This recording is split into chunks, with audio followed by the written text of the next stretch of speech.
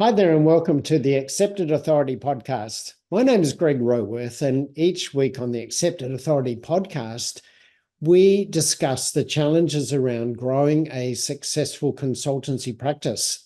And particularly, we focus on the strategy of authority positioning because that has been the most successful strategy that both I and other successful consulting firms have adopted to really be able to grow their businesses in a scalable and saleable manner. Now, today I want to talk about the 5 ages of marketing your consultancy practice. What I've been able to do from my experience working with hundreds of consultancy firms and from my own practice and experience, I've been able to identify 5 distinct ways that consultancy firms market their services. And I've likened those to particular ages because the way those groups of firms fall into the practices really aligns with the ages of growth from Stone Age right through Agricultural Age, Industrial Age, Information Age, and the Conceptual Age, the current age that we're living in. So let me unpack each of those for you. The first one is the Stone Age, where initially the Stone Age firms are really just firms that are operating because they're qualified, they have the credentials, they have the experience, they have the academic qualifications that gives them the rite of passage to be able to provide the services that they provide. But typically, the Stone Age firms are offering very much commoditized services. Their marketing may have a brochure-type website, which is really all it's about is saying, here's who we are, here's what we do. They have little to no social media presence, and they have no content about what they do to offer anyone who's a potential client information about their services and how they would help.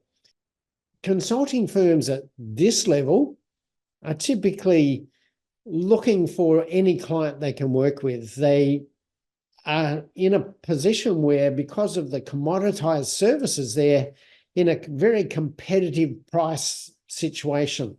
And often they'll win work through tenders or requests for proposals.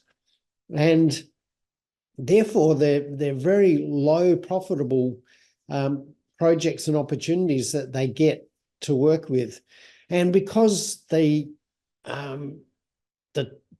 way they get the work is very much dictated to them by the client, they will often suffer from scope creep because they're trying to pack so much in. They're trying to be the cheapest price to win the work, and nothing is really on their side. They're fighting against so many difficulties that they're often underpriced and over-challenged by the work that they're doing.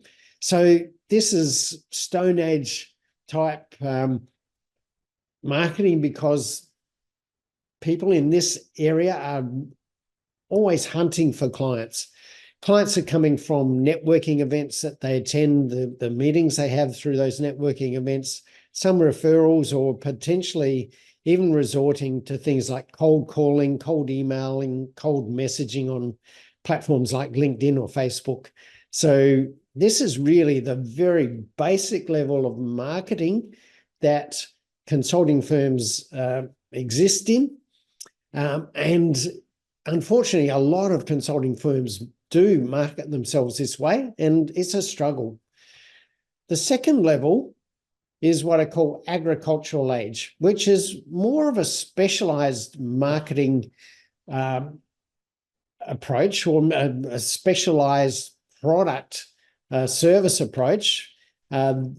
Agricultural age consulting firms promote specialist services. They still tend to have a brochure type website. a very limited social media presence and have limited content to provide to potential clients. They tend to have a broad range of clients, and because of that, their service is problematic. The delivery is problematic. They sometimes suffer scope creep as well. And they tend to operate in a very competitive pricing situation. They win their sales through proposals more often than not. And they're in a situation where clients tend to dictate the work delivery. The service is provided to the client, and they operate like a servant to the client. Work comes from referrals typically, and from networking to generate referral type opportunities. The third age of marketing is the industrial age. And here is where there's some level of differentiation to win the work. So the industrial age consulting firms promote different types of services from competitors, and they tend to operate around a branding approach. They tend to want to get their name out there and differentiate themselves from competitors through a branding-focused website and through some social media presence. However, the social media presence is typically posting that talks about them rather than problems their clients face. It tends to talk about the services they offer and their experience and qualifications. They do tend to have a targeted client profile, and the service delivery is relatively productized, systemized, and streamlined.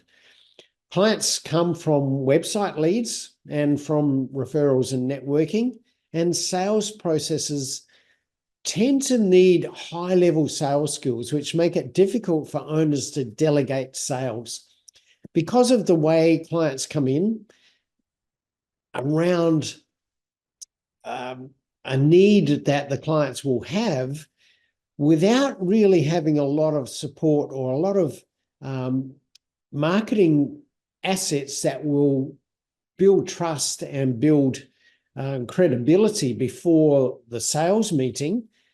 Most of the heavy work, the heavy lifting to create clients from this age of marketing comes in the sales process itself. So it takes quite a bit of skill to convert clients through that sales process. And typically, that's why it needs to be the owners or very highly skilled people to do the sales. And it makes it very difficult to delegate sales to other people.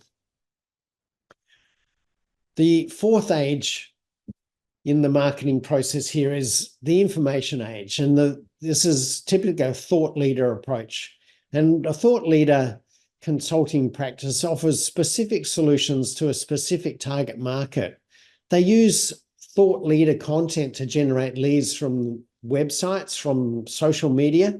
Then they have education-based marketing that uses a sales funnel and a leveraged sales and marketing approach based on solving client challenges. So rather than branding and talking about themselves more often than not, it's flipped around to a client-focused approach where most of the information that's being put out on social media and their website is focused on the specific type of client and the specific problem that we solve for that particular client, or that these firms solve for that particular client. There's a high level of knowledge about the clients that enables these firms to use that knowledge of the buyer awareness stages to create specific marketing assets to nurture leads and move those leads towards a sale, and doing that proactively rather than passively. The business model is quite lucrative because it enables a higher price point than the commoditized services or even the specialized services of previous levels. However, this business model is not very scalable or saleable. Finally, we come to the conceptual age marketing approach, which is where you become the accepted authority in the market. So an accepted authority has a high online and social media presence, which provides huge value to the target market throughout the buying journey. It's a strategic marketing approach that generates consistent and predictable lead flow through a systematic approach utilizing social media, websites, CRMs, and authority content to be positioned as the market authority. Sales tend to be easy at this level because of the level of demand that's created by the marketing system. The authority offers specific solutions at high price points with very little apparent competition. Because the marketing is very targeted to specific types of clients that have a specific problem, and the solution is communicated and educated about in a very specific way that elevates the authority to become that accepted authority in the market, they become a market of one. There is no competition or very little competition because of the way the marketing is done. So that means the authority can be selective about which clients to work with because of the excess demand that their marketing creates. And because of the approach, very systemized and very strategic, delivery is also systemized and leveraged. Work is simplified, which means that the costs of doing business are lower than other more complicated delivery style firms, which occurs in the previous ages of marketing that we've talked about.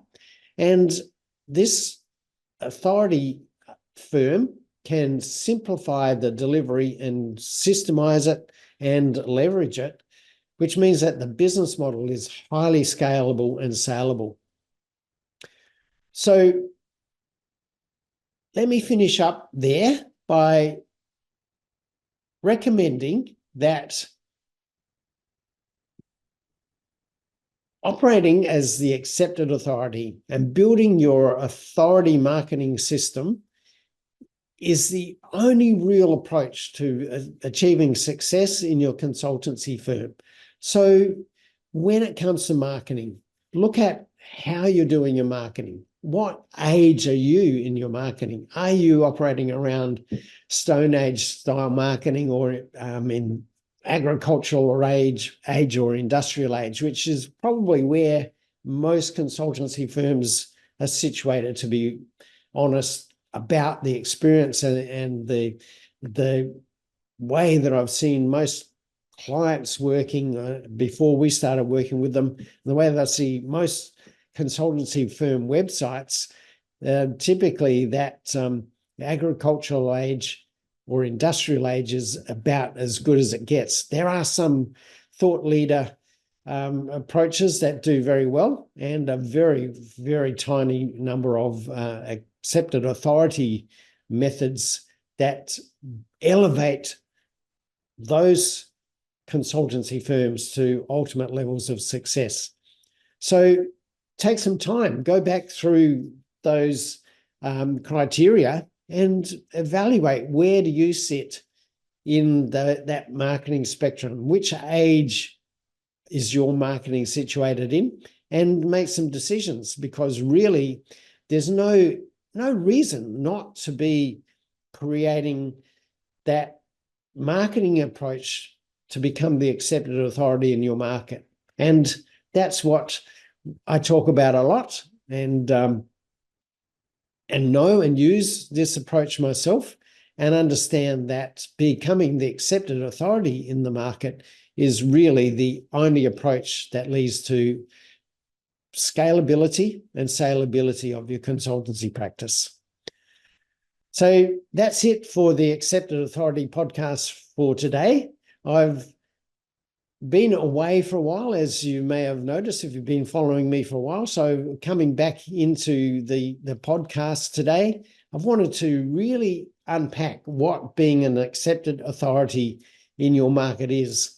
So hopefully that description of the ages of marketing has really defined that process of how to be the accepted authority and the value that being an accepted authority in your market creates for you.